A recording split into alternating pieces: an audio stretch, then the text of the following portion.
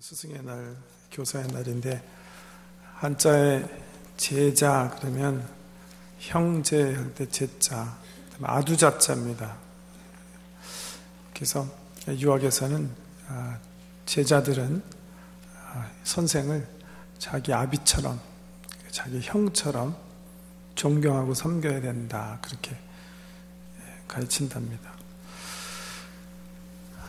선생님 하시기 쉽지 않은 세대에서 말씀드린 것처럼 저희 교회에 중고등학생 밑에, 고등부 밑에 우리가 가지고 있는 학생 수가 총 400명입니다. 주일마다 한 300여 명이 교회 참석하는데요. 그 아이들 가르치기 위해서 한 거의 60명 되는 교사가 수고하고 계십니다. 이 자리를 빌어서 다시 한번 깊은 감사의 뜻을 표합니다. 유교에서는요, 학자가 죽으면, 유학인이 하나 죽으면 회의를 한대요. 유생들이, 선비들이 모여서. 회의의 내용이 뭐냐 하면 이 사람 묘비에 어떤 단어를 써야 되는가에 대해서 토론을 한다는데요. 멋있는 문구를 이렇게 쓰기 위해서 토론하는 게 아니라 그 죽은 선비의 세 조남자 다음에 선생으로 쓸 것인가 아니면 그냥 유생으로 쓸 것인가, 이거를 결정해야 된대요. 그때 유생들이 모여서 그 선생을 생각하면서, 돌아가신 분을 생각하면서 삶에 흠이 없고 부덕스러운 일이 하나도 없을 때에만 비로소 선생이라는 단어를 쓴답니다. 그래서 우리가 초등학교 때 배웠던 무슨 퇴계 선생, 율곡 선생, 이런 분들은 다 동의했기 때문에 선생이고, 대부분의 선비들은 그 선생이라는 칭호를 얻지 못하기 때문에 묘비에 선생으로 쓰지 못하고 그렇게 불르이지도 않는다고 말을 하네요. 선생 되는 거 참 쉽지도 않은데, 유교에서는 또 그렇게 선생님을 이렇게 굉장히 높이, 아주 높은 또 존경하는 명칭으로 삼하는 것 같아요. 우리 기독교는 어떤 거죠? 우리 성경은 뭐라고 가르치죠? 선생에 대해서 뭐라고 교훈하십니까? 야고보에 보면, 야고보서에 보면 야고보는 그렇게 얘기하죠. 내가 선생 되려고 하지 말아라. 우리가 보통 성도님들, 집사님들에게 우리 집 유초등부 또 중고등부 선생님이 모자라니까 선생님 좀 해주세요. 그러면 성경 아시는 분들은 야고보서 되면서 하지 말라 그랬기 때문에 안 하겠습니다. 또 이렇게. 그렇지 않아도 지금 교사 난 때문에 힘들어하는데, 성경에서 또 굉장히 이렇게 네거티브하게 하지 말아라, 그렇게. 또 누가복음 17장에 보면 실족하는 일이 없겠지만, 실족하는 일이 없을 수는 없겠지만 실족해 하는 자는 차라리 연자 맥돌 메고 그냥 호수에 뛰어드는 게 낫다, 오히려. 그래갖고 우리 예수님도 아주 그냥 선생님들이 선생님 일을 잘 해야 할 것을 막 그렇게 엄청난 비유로 말씀하세요. 그래서 우리 교회 교사님들 이렇게 이 리크루트 하는데 이 엄청난 지장이 사실 있어요. 두 번이나 이렇게 성경에서 경고하시고 만류하시기 때문에. 근데 사실은 우리 예수님 말씀을 이렇게 살펴보면 선생은 오로지 한 분이에요. 그 말씀이 마태복음 23장에 있어요. 한번 보세요.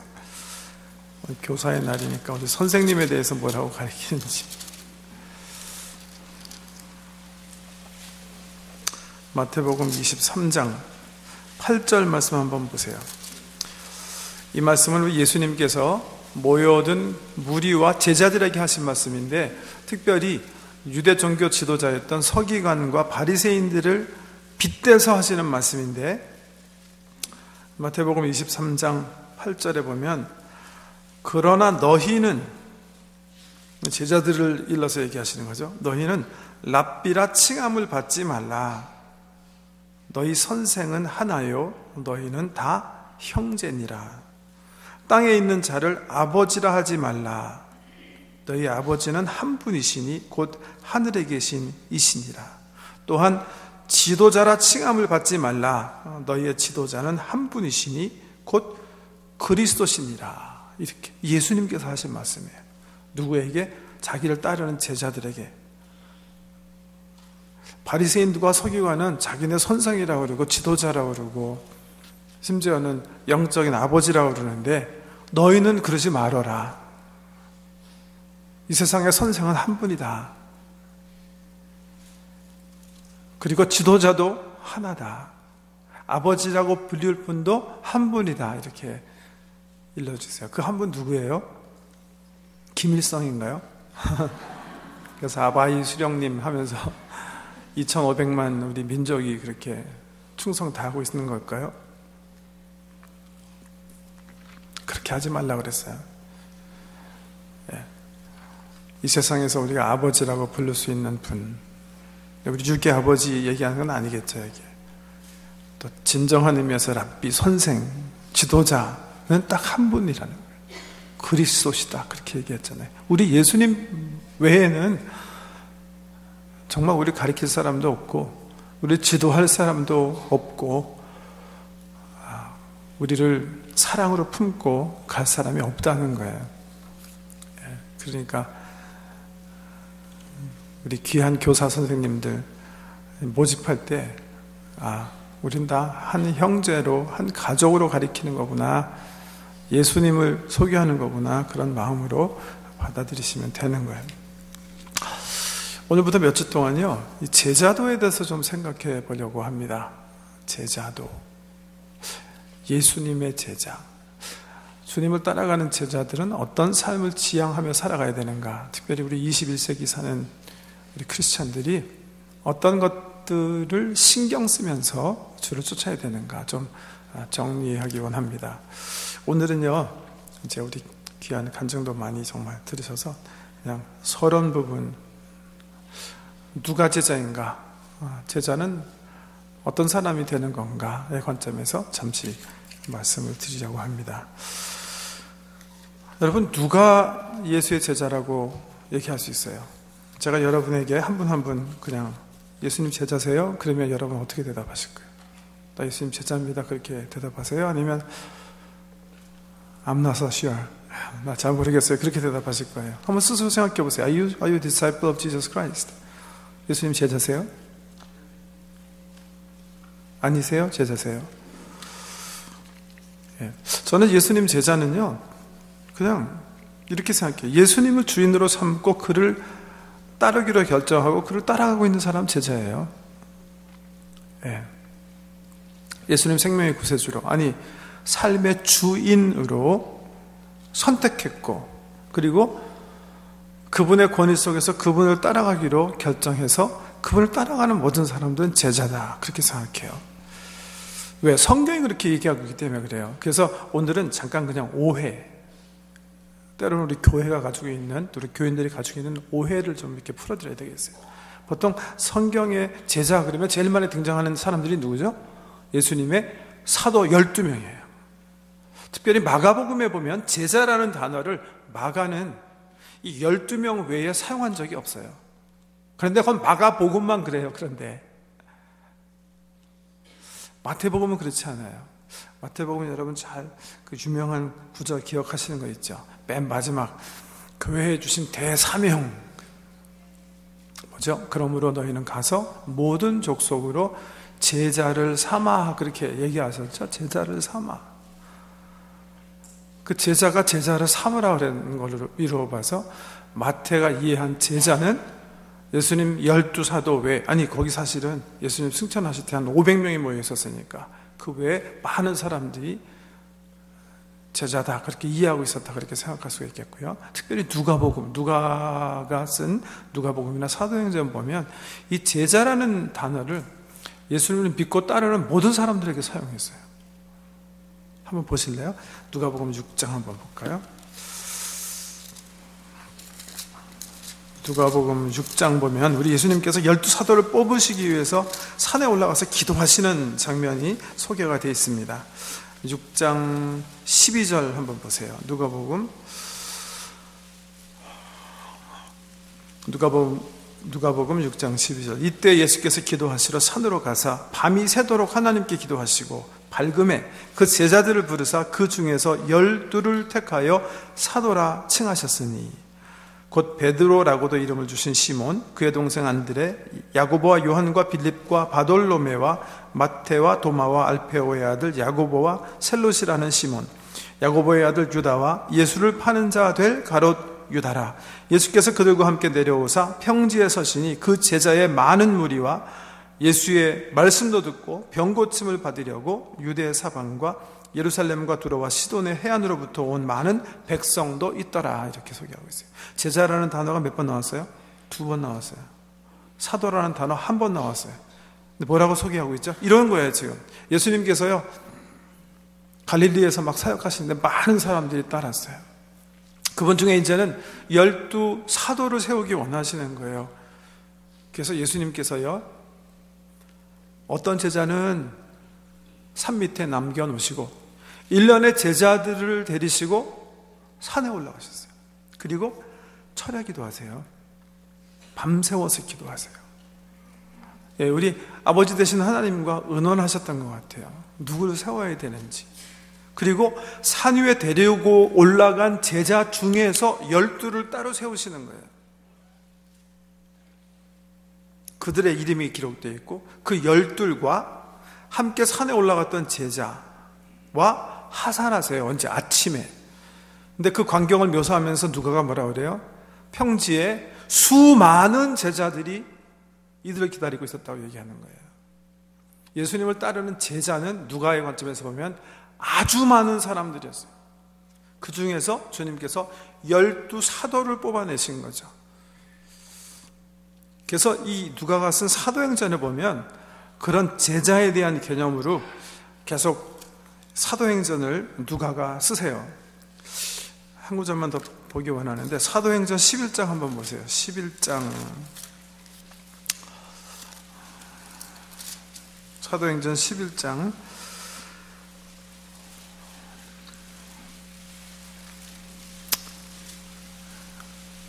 19절 말씀부터 좀 봐야 되겠는데요. 사도행전 11장 19절 206페이지 신약 206페이지 19절 그때 스데반의 일로 일어난 환란으로 말미암아 흩어진 자들이 베니게와 구브로와 안디옥까지 이르러 유대인에게만 말씀을 전하는데 그 중에 구브로와 구레네 몇 사람이 안디옥에 이르러 헬라인에게도 말하여 주 예수를 전파하니 주의 손이 그들과 함께 하심에 수많은 사람들이 믿고 주께 돌아오더라.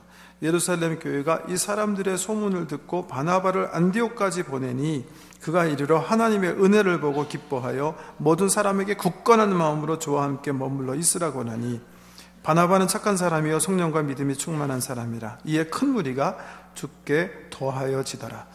바나바가 사울을 찾으러 다소에 가서 만남에 안디옥에 데리고 와서 둘이 교회 1년간 모여 큰 무리를 가르쳤고 제자들이 안디옥에서 비로소 그리스도인이라 일컬음을 받게 되었더라. 아멘. 예, 무슨 일이 일어난 거예요? 지금 예루살렘 교회 핍박이 일어났어요. 그래서 교회가 예루살렘에만 있지 않고 흩어지기 시작했어요. 그런데 1년에 몇 사람이, 소수의 사람이 안디옥에 간 거예요. 안디옥은 팔레스타인 유대 땅에 있는 게 아니에요. 이방 나라에 있는 거예요. 거기 가서 맨 처음에 회당에서 복음을 전했는데 회당에서 유대인을 얻은 것보다 누가 예수를 믿기 시작했어요? 헬라 사람들이 예수를 믿기 시작했어요. 얼마나 많이? 여기 성경에 보면 역시 수많은 사람들이 이렇게 표현하고 있어요. 안디옥 교회는 그래서 이방교회의 첫 번째 교회예요. 주로 헬라 문명권 속에 있는 유태인이 아닌 사람들이 주로 모여서 교회를 이루게 된 거예요. 바나바가 와서 또 복음을 전했더니 더 하나님께서 그와 함께 하셔서 더 많은 사람들이 주께 왔다 그랬어요. 이 사람들을 다 불러서 성경이 뭐라고 그래요? 제자들이 그렇게 불러요. 이 제자들이 이 안디옥 중심으로 살 때 사람들이 처음으로 지금 우리가 익숙한 단어 크리스천, 예수 안 믿는 사람들이 이 제자들 보면서 이 사람 내 크리스천이다, 크라이스트를 따르는 사람이다 이렇게 불렀다, 이렇게 본문이 소개하고 있어요. 내친 김에 한 번 더 19장 한번 다시 볼까요? 사도행전 19장 1절 220페이지입니다. 사도행전 19장 1절 아볼로가 고린도에 있을 때 바울이 윗지방으로 다녀 에베소에 와서 어떤 제자들을 만나 이르되 너희가 믿을 때 성령을 받았느냐? 이르되 아니라 우리는 성령이 계심도 듣지 못하였노라. 바울이 이르되 그러면 너희가 무슨 세례를 받았느냐? 대답하되 요한의 세례니라. 거기까지만요. 다 읽기 시간이 많지 않으니까. 바울이 에베소에서 어떤 제자를 만났어요. 이 사람 내가 예수 믿는 사람인가 안 믿는 사람인가? 저는 믿는 사람이라고 생각해요. 성경학자들 가운데 그렇지 않은 것 같다 그렇게 생각하는 사람도 있어요. 그 이유도 있고요. 근데 저는 왜 믿는 사람이라고 생각하냐면 바울이 뭐라고 물어봤어요. 너희가 믿을 때 성령을 받았느냐? 아니 바울이 이상한 사람이 아닌 이상 이 사람 내가 불교 믿는 사람인데 믿을 때 성령 받으셨나요? 아니면 지금 세례 요한 따르는 사람인데 세례 요한 따를 때 성령 받으셨나요? 그렇게 물어봤겠습니까?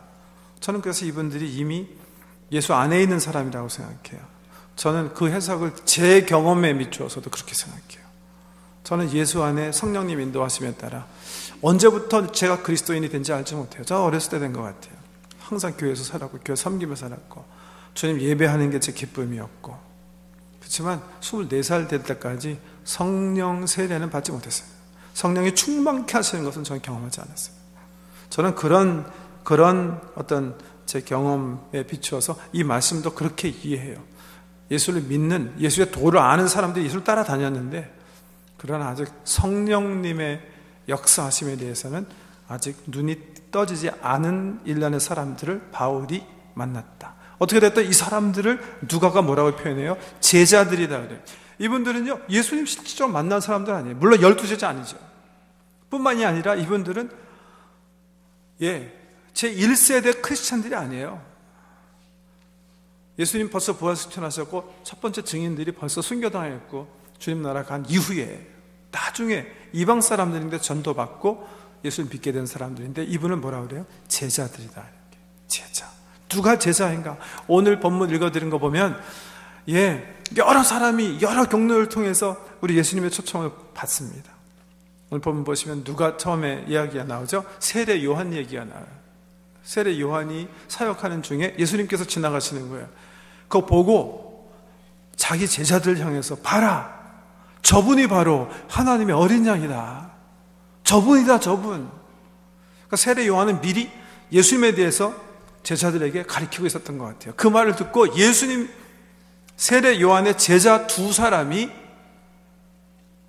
쫓음의 대상을 바꿔요. 예수님을 따라가게 돼요. 세례 요한이 당연히 허락한 거겠죠. 그래서 따르게 된 사람 중에 한 사람이 안드레예요. 나중에 12사도 중에 한 사람이 되는 안드레 형은 베드로였어요. 시몬 베드로. 그래서 이 안드레가 예수 따라가다 보니까 너무 좋은 거예요. 그래서 형한테 가서 형, 당신도 이 예수님 따라야 됩니다. 그래서 베드로는 누가의 간증에 의하면 간접적으로 예수에 대해서 듣고 주님을 따르게 됩니다. 물론 두 안드레와 첫 제자 세례 요한의 제자는 세례 요한이 소개해서 예수를 따르게 되는 거고요. 그 다음에 우리가 읽지 않았지만 그 다음에 등장하는 게 빌립이에요. 빌립은요 이 베드로와 안드레와 같은 동양 사람이에요. 벳세다 사람인데 예수님께서 사역하시는 중에 아마 길거리에서 만난 것 같아요. 빌립에게 빌립아 나를 따라라 이렇게 얘기하세요. 빌립도 그 초청을 받아들이고 주님을 쫓아요. 그 다음에 요한이 소개하는 사람이 나다나엘이라는 사람이에요. 빌립의 친구예요. 빌립이 예수를 만나서 너무 좋으니까 다시 자기 친구 나다나엘에게 가서 내가 메시아를 만났다. 너도 그분 따라해. 그때 나다나엘은 좀 깐깐한 사람이에요. 딱 생각해보더니 야 웃기지 말아라. 나사렛이라는 총구석에서 무슨 메시아가 난다는 거냐. 성경에 그런 말 없다.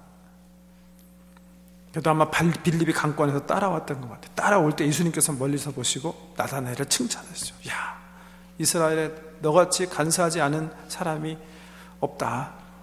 너는 참 진실한 사람이다. 그 말에 나다나엘이 붕 떠가지고 막 기분 좋아가지고 예수님께 저를 어떻게 아시나요? 예수님께서 더 충격적인 말 하시죠. 네가 무화과 나무 밑에서 기도할 때 내가 이미 너를 보았느니라.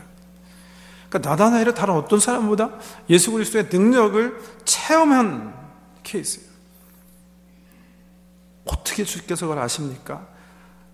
자기 이성적으로는 이해할 수 없는 기적을 체험하고 주님을 따르게 되는 거예요. 경로는 다 달랐잖아요. 그죠? 어떤 사람이 다른 사람을 소개해서, 다른 사람이 푸시해서 등등 했지만, 이 사람 내가 다 예수 그리스도의 제자 공동체의 한 일원이 된 건 딱 한 가지 이유 때문에 그래요. 선택하고 따랐기 때문에.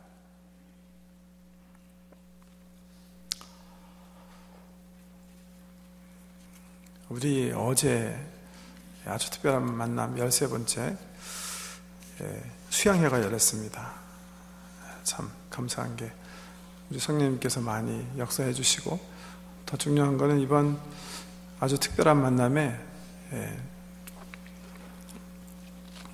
교회에 발을 들여놓지 않은 불신자들이 12분 계시고요.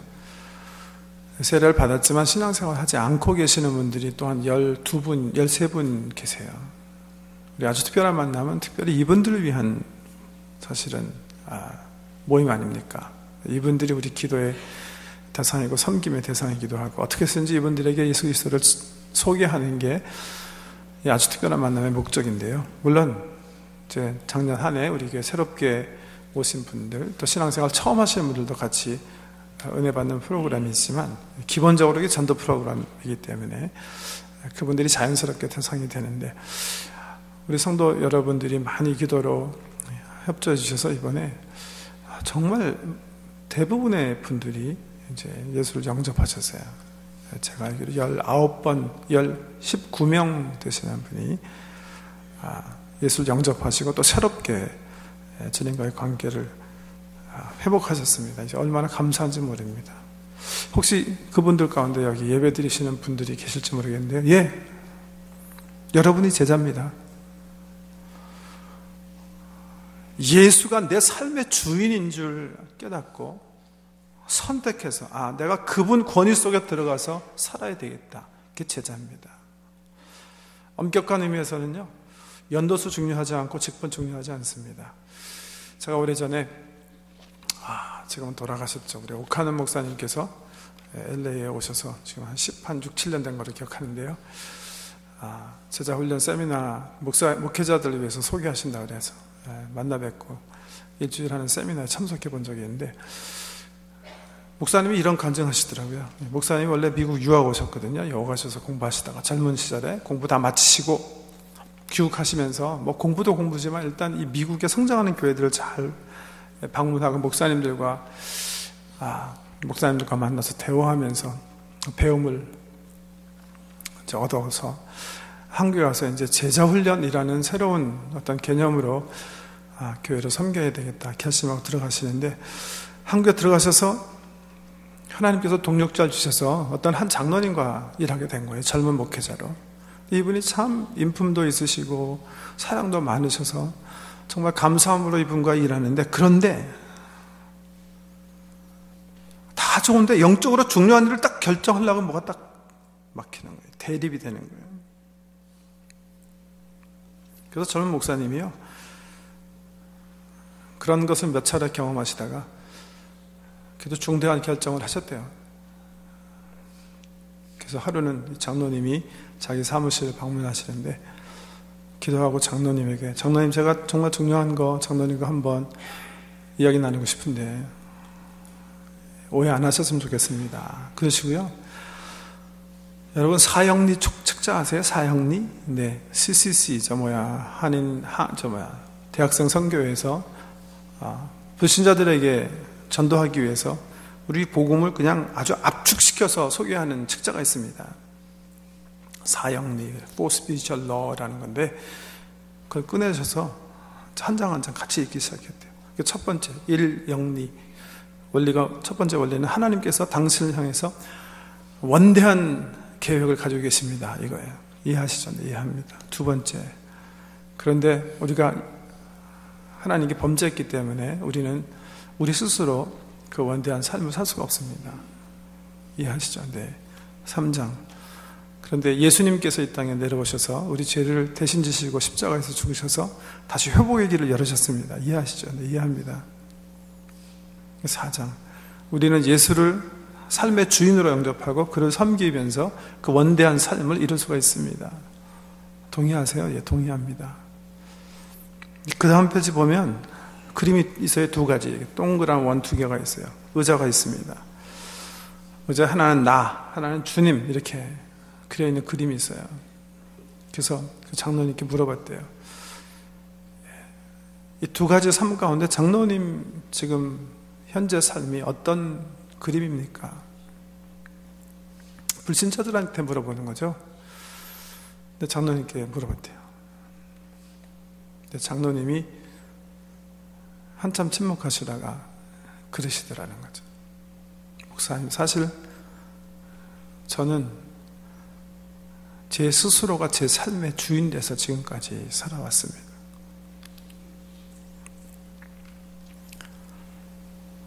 제가 이 그림 앞에 제 삶을 반성하고 다시 예수 그리스도의 생명의 구세주로 영접하기 원합니다.